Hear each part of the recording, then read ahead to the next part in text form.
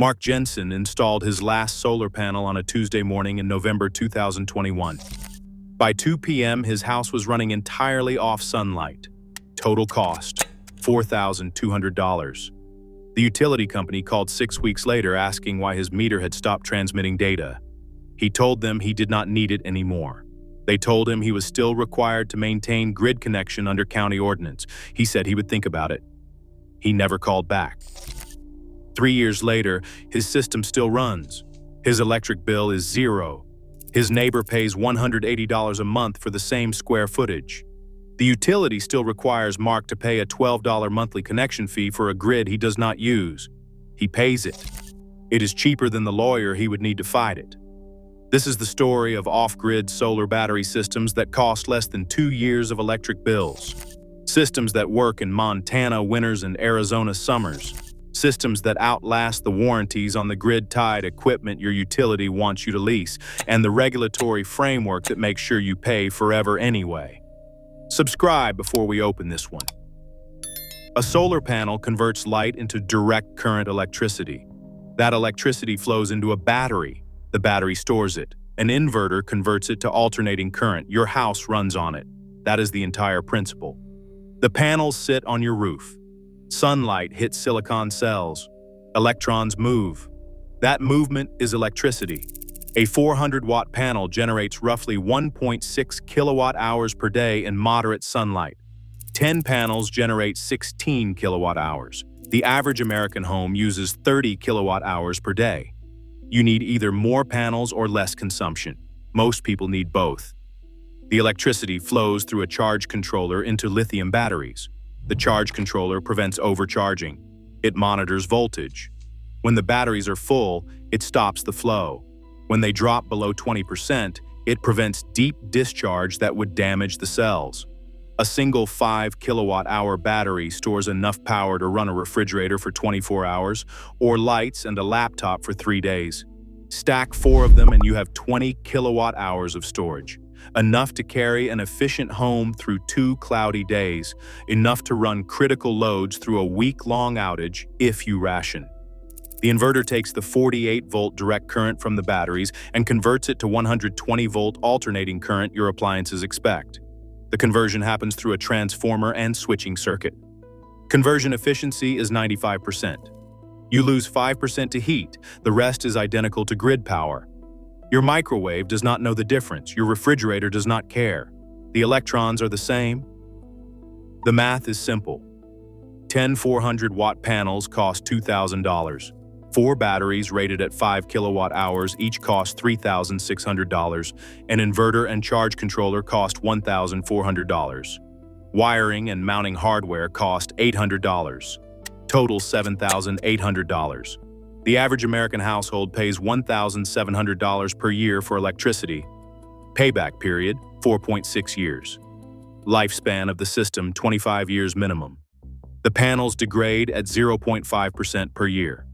After 25 years, they still produce 88% of their original output. The batteries last 10 years before capacity drops below 80%. Replacement cost in 2024 is $2,400. Replacement cost in 2034, adjusted for the price curve. Lithium has followed since 2010, is probably $800. After year 5, you generate electricity for free for 2 decades. No fuel to buy, no infrastructure to maintain, no monthly bill to pay. The system sits on your roof and works. It does not care if you remember it exists. That is the entire principle. Panels catch light, batteries store it. You use it. No fuel, no meter, no monthly bill. The physics is undergraduate level. The economics is 4th grade math. The reason you have not done it is not technical. The first photovoltaic cell was built in 1954 at Bell Labs. It converted sunlight to electricity at 6% efficiency. Researchers called it a novelty.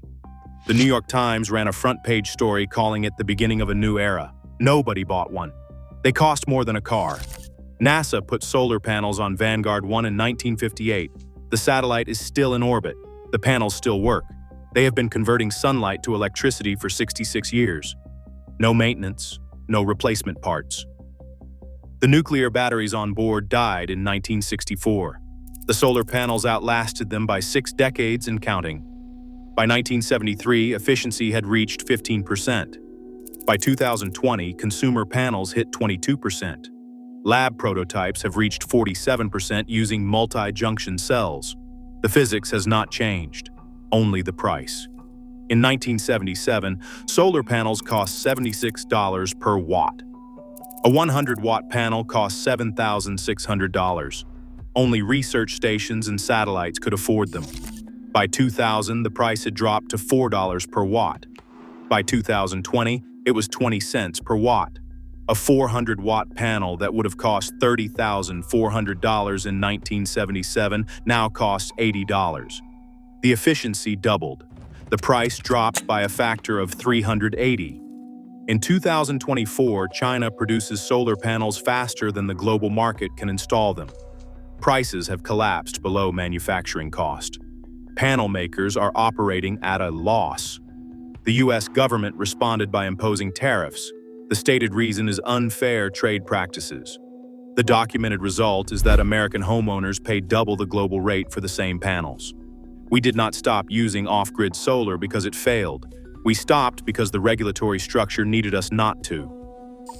The villain is not the power company. The villain is the interconnection agreement.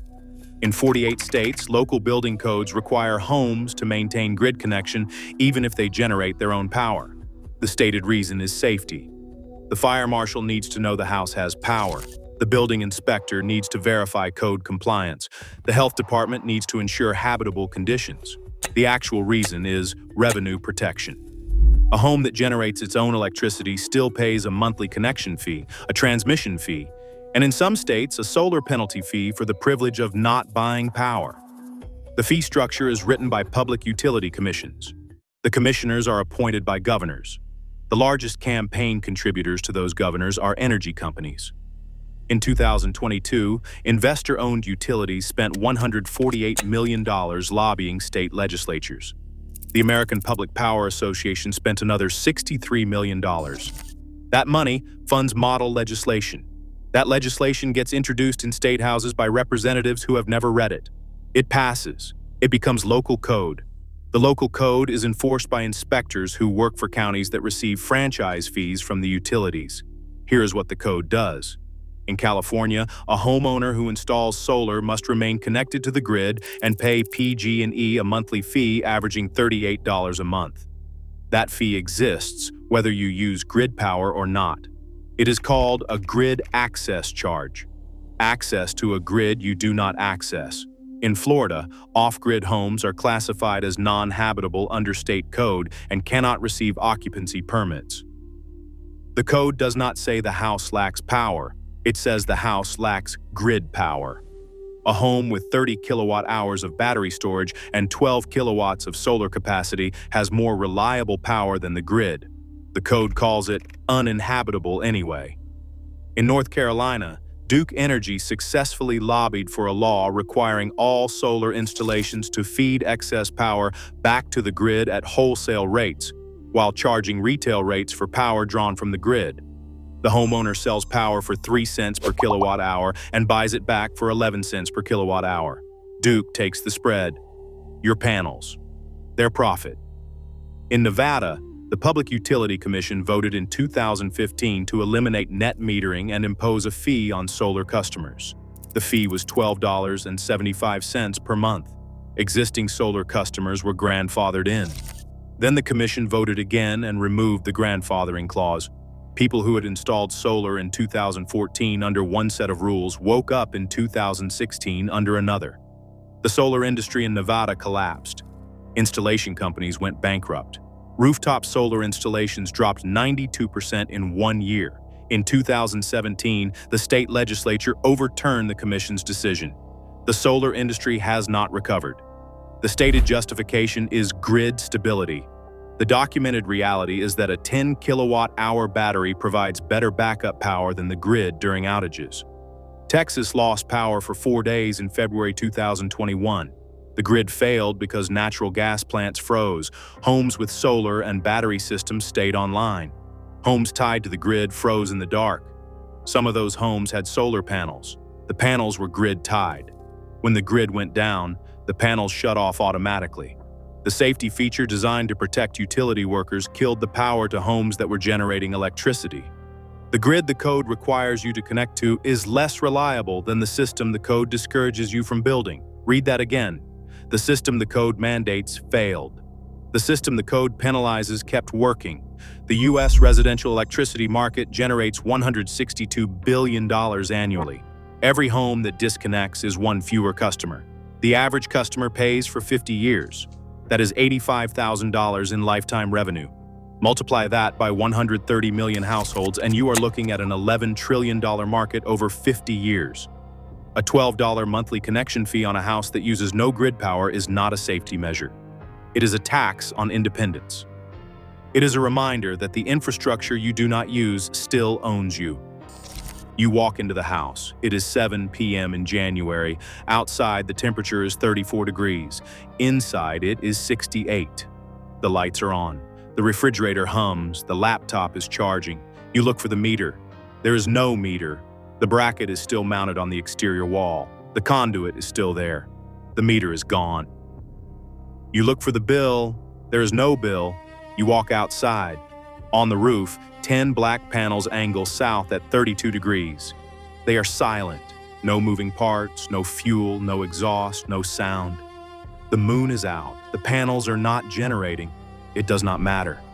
The batteries are full. You open the garage. 4 battery units sit on a metal shelf, each the size of a carry-on suitcase. A small inverter mounted on the wall shows a green light. The display reads 92% charge. It has read above 85% for 3 months. Winter is the hard season. The days are short, the sun is low. It does not matter. The average is enough. You check your phone. The monitoring app shows you generated 11.4 kilowatt hours today. You used 8.1 kilowatt hours. The excess went into the batteries. Tomorrow will be cloudy. The app predicts 6.2 kilowatt hours generation. You will use 8 kilowatt hours. The batteries will cover the gap. The week after will be sunny. The batteries will refill. The system does not care about the weather as long as the average is met. The average has been met for 3 years. You scroll back through the logs. August 2023, 18.7 kilowatt hours average generation per day. December 2023, 9.1 kilowatt hours. The summer carried the winter. The annual average is 13.2 kilowatt hours per day. Your annual consumption is 9.4 kilowatt hours per day. You run a surplus. The surplus has nowhere to go. The batteries are full. The panels stop converting. The sunlight that would have become electricity becomes heat and dissipates. You are wasting free energy because you have more than you need. Outside, the grid hums. The transformer on the pole clicks and buzzes. Your neighbor's house pulls power from it every second. 150 watts for the cable box that is never turned off, 80 watts for the modem, 40 watts for the LED bulbs in the porch light. Vampire loads, invisible costs. Your neighbor does not notice them. The utility does. You pull nothing. The difference is 10 panels and 4 boxes. No furnace running, no meter spinning, no payment made. A carpenter in Montana named Kyle Robbins installed his first off-grid solar system in March 2020. He did not plan to go off-grid. He planned to install a small backup system for his workshop. He builds custom furniture. He runs a table saw, a planer, and a dust collection system. When the power goes out, he loses a day of work. In Montana, the power goes out 6 or 7 times a year from ice storms, wind, and trees on lines. Then the pandemic hit. Then the hardware store ran out of generators. Then he did the math. A 5,000-watt generator cost $800 and burned a gallon of gas every 8 hours. Propane generators cost more. Battery backups for his tools did not exist. He started looking at solar. He bought 10 300-watt panels used from a commercial building demolition for $600. The panels had been on the roof of a warehouse for 11 years. The building was being torn down to make room for a parking lot. The demo crew was going to trash the panels, so Kyle bought all 40 of them. He sold 30 to other contractors and kept 10.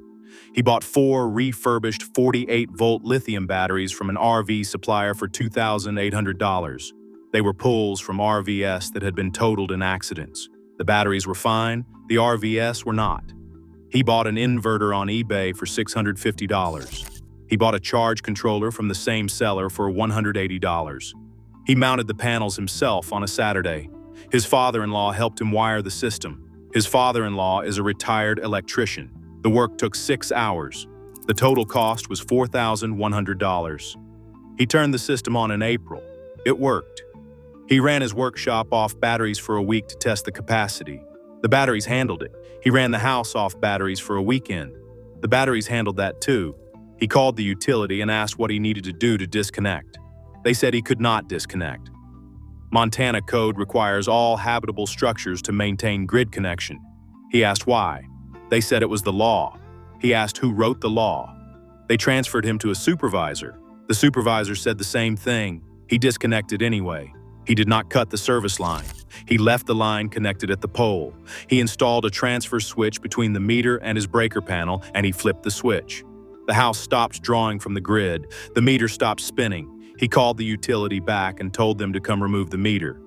They said they could not remove the meter without a disconnection order from the county. He said, "Fine, leave it." The county inspector showed up 3 weeks later. Someone had filed a complaint. The inspector asked if Kyle had disconnected from the grid. Kyle said yes. The inspector said that was illegal. Kyle asked to see the code section. The inspector pulled out a printed sheet. Montana Code 50-2-116 requires habitable dwellings to maintain connection to an approved power source. Kyle asked if solar and batteries qualified as an approved power source. The inspector said no, it had to be grid power. Kyle asked where in the code it said that. The inspector could not find it. The inspector walked around the property. He looked at the solar panels, he looked at the batteries, he looked at the inverter. He asked if it was UL listed. It was. He asked if the batteries were rated for indoor installation. They were. He asked if Kyle had pulled a permit for the electrical work. Kyle had not.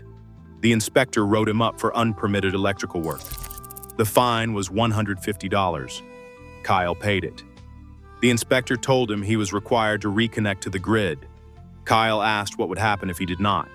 The inspector said the county could revoke his occupancy permit. Kyle asked if they had ever done that. The inspector said no. Kyle paid the inspector's required reconnection fee of $75 and reconnected the line to the breaker panel. The inspector left. Kyle waited 2 days and disconnected again. The county has not returned. His power bill in 2019 was $2,140. His power bill in 2023 was $0. He has not spoken to the utility company since June 2020. They still send him bills for the connection fee, $18 per month. He pays them. It is cheaper than a lawyer. 3 neighbors have asked him to help them install systems. He has installed 2. The third is waiting for panel prices to drop. Kyle checks prices every week. The panels dropped again last month. A retired engineer in Arizona built a system for $3,400 and ran his entire home for 2 years before the HOA noticed he had removed his meter.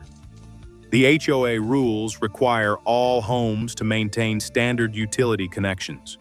He argued that his solar system was a utility connection. The HOA disagreed. He reinstalled the meter, but he did not reconnect it. The HOA has not checked. A homesteader in Vermont installed panels in 2018 and added battery storage in 2021 when lithium prices dropped. She heats with wood and cooks with propane. Her only electrical loads are lights, a laptop, and a chest freezer. Her system cost $2,900. She uses 4 kilowatt hours per day. Her panels generate 12 kilowatt hours per day in summer. She has not paid an electric bill since 2021. A software developer in Nevada built a 15 kilowatt hour system and documented every step on YouTube. His videos have 1.2 million views. The comment section is full of people asking where to buy the components. He answers every question. He has published his parts list, his wiring diagrams, and his cost breakdown. About half the comments report the same problem. Their local codes do not allow full disconnection. Meanwhile, the average U.S. electricity rate climbed from 10 cents per kilowatt hour in 2010 to 16 cents per kilowatt hour in 2023, a 60% increase in 13 years. The rate is projected to hit 20 cents per kilowatt hour by 2030. Utility companies reported record profits. PG&E cleared $2.2 billion in net income in 2022 while raising rates twice. Duke Energy posted $3.1 billion. Your bill funds their margin, and their margin funds the lobbyists. The lobbyists write the codes. The codes keep you connected. The codes keep you paying. Off-grid solar solved the electricity problem. But there is a second problem, older than the grid, older than the utility companies, older than Edison. The problem of water. There is a filtration system that purifies rainwater to drinking standards for less than the cost of 1 month of municipal water bills. Drinking quality without municipal treatment. It requires no chemicals, no replacement filters, no grid connection, no ongoing bills. One family in New Mexico has used the same system for 9 years. They have not paid for water since 2015. The system cost them $340 to build. The average American household pays $1,200 per year for water. And the moment you try to install one, you run into health department codes written by the same industry that sells you bottled water. That video is on your screen right now.